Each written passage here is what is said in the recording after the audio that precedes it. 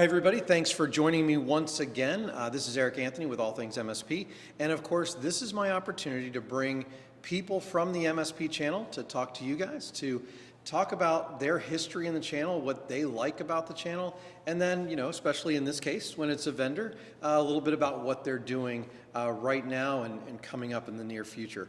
So today I have Jhovanny Rodriguez from Greenlink Networks. He also owns his own MSP and has for several years. So my first question, Jhovanny, is kind of how did you come up in the channel? What made you start an MSP? And then I think one of the interesting things, especially for you, is how did you make the decision to then also go in as a vendor in the MSP space? Absolutely. So, well, thank you for having me, first of all. We started in the we started as an MSP back in 2004. My business partner, Myron Herrera, and I come from different backgrounds in the IT world. One side on the corporate side, also working for a small solution provider. And we felt that at the time, it was mostly break fix. So we felt that we wanted to bring a lot of the tools and the processes that we saw in the bigger corporations to the small business. So that's how we kind of came into the MSP world. And we're going on, our MSP is turning 18 next year. Wow, that's congratulations. Thank you, thank you. So in terms of the channel, we have multiple offices and multiple locations. So one of the locations was overseas. So naturally, dealing with long distance, voice over IP was the solution. So we started implementing voice over IP for internal needs. And then that turned into a solution that we started rolling out to our MSP customers. And as I attended many of these conferences, a lot of friends that I had in the industry came up to me and said, it sounds like you have a great solution. Can I sell your solution? So we felt there was a need in the channel. We had been looking also for a VoIP provider to partner with. And we're looking at the different partner programs, and none of them had what we wanted to see as an MSP. So we decided to launch it as a separate company. We went a couple of years into development, and we launched the platform, and now we're going on 7 years as a vendor in the channel. Very cool. So you've been in the channel for a while, we both have. And what are some of the things that you really enjoy, really appreciate about the MSP channel? Well, first of all, it's such a powerful engine. Many vendors, as you know, use the channel as a way to reach the customer. What's powerful about the channel is you have a network of local IT providers that hold a really strong relationship with their customers, and the customers, have the trust. So I enjoy now that I'm 100% on the Greenlink side. I really appreciate sharing war stories with MSPs and talking about, how we did, we're pretty open book. So we talk about, we did this way, open processes. So the interesting is that, I have partners that are, we started in New Jersey originally. So I have partners that are now, they used to be my competitors on the MSP side, but now they're sending me, hey, what do you think? I'm proposing, here's a contract that I'm looking to sign. And what do you think? Should I go with this? And it's a pretty nice community where we do a lot of information sharing. We have friends. We talk about whiskey, and I'm enjoying it. Well, that's right. You guys have a podcast called IT for Whiskey. How's that going?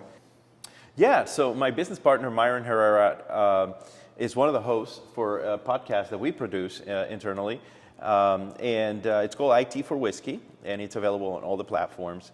And, half of the podcast is, we don't talk about technology.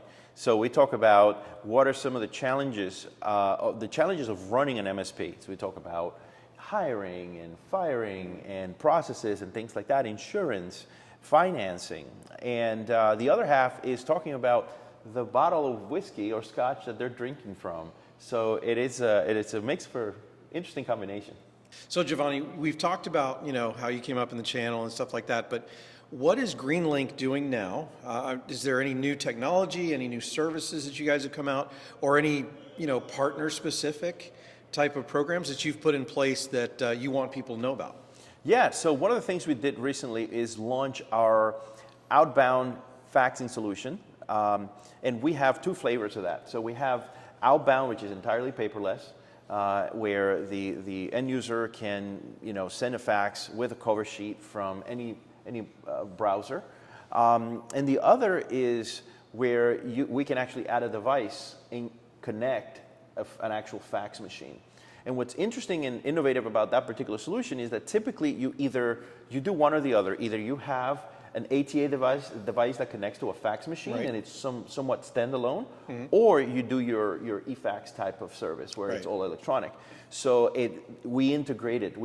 But that's why we call it our hybrid fax solution. So it integrates well where you can actually receive a fax, it prints on the fax machine, you see it on the portal, you see it by email, or if you actually and you can send from the fax machine and actually see it on the portal with the status and everything else. So it kind of bridges the gap between the traditional faxing with a fax machine and the paperless or electronic faxing, because the fact is that while analog lines are going away, faxing technology isn't.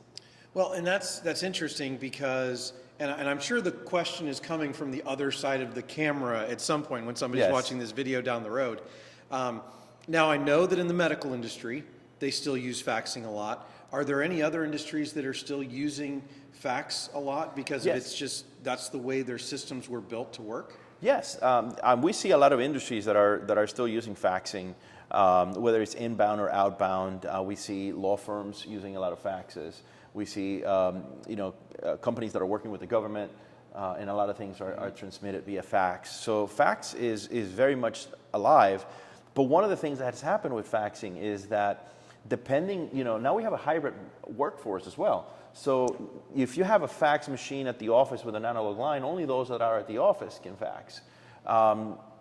And now with everybody, or a lot of people working remotely, you have the ability to empower your entire staff from being able to fax while still have the convenience of faxing, walking up to a fax machine for the people that are at the office. Yeah, and that's great because I think a lot of us, at least in the technology field, have the mindset that fax has really kind of gone away when it hasn't. It's still very vital to some of these industries like medical and law offices and things like that. So I imagine that that's probably something that MSPs really need because they deal a lot with that size of client, because a lot of law firms, medical offices, are that small to medium-sized business that MSPs are specifically going after. Yeah, and the cost. I mean, the average cost of a fax line, I've seen prices anywhere from $40 a month to $120 a month just for the fax. So, our pricing is you can replace your fax machine. It's $29.99, and you can actually include all your users to be able to send, receive faxes, as well as doing it from a fax machine. So we're very excited about that. As one of the services that we've released recently. Awesome. So you and I have had a chance to spend quite a bit of time together this week. For those of you who don't know, Jhovanny and I both serve on the comptia Executive Council for the Managed Services community. And we were recently out in Palm Springs at the comptia year-end planning. We got to do a lot of great things. Probably what was your favorite thing from this week that we did, the fun stuff that we did? So the fun stuff, because I have one related to the conference itself. Okay. But so we got to go up and take a tram and go all the way up to the top of a mountain, and it was amazing because it was 72 degrees at the parking lot. And we took the tram, took 10 minutes, and we were at 39 degrees when we made it all the way to the top. So that was a highlight for me, for sure. And you were still wearing shorts, if I remember correctly. I was freezing. Yes, I think it was pretty cold. Yes, yes. And I'll probably insert some B-roll over this so you guys get a little bit of a picture of what that looks like. So if you guys are ever, and ladies are ever in Palm Springs, that's a must do. And the tram actually rotates, so you actually get to see, the view from all angles. So without giving away any secrets from the comptia year-end planning, what was your favorite thing from that? Yeah, so this is my first year-end planning because part of my first year as part of the Executive Council, and it was how comptia is run, and the feedback that they seek from all their members and their leaders. And my favorite thing was the Shark Tank pitch, So we got divided into groups, and we came up with different projects and initiatives for 2022. And, we did a Shark Tank pitch, and, our team didn't win, but I think it was I might be biased, but I thought it was the best idea. Mine didn't win either, by the way, just so that, we make that clear. But it was great coming together and volunteering for that amazing organization. So that was a treat. There were a lot of great ideas that came out of that. And, yes, it was a competition, and yes, somebody won twice. And good for them.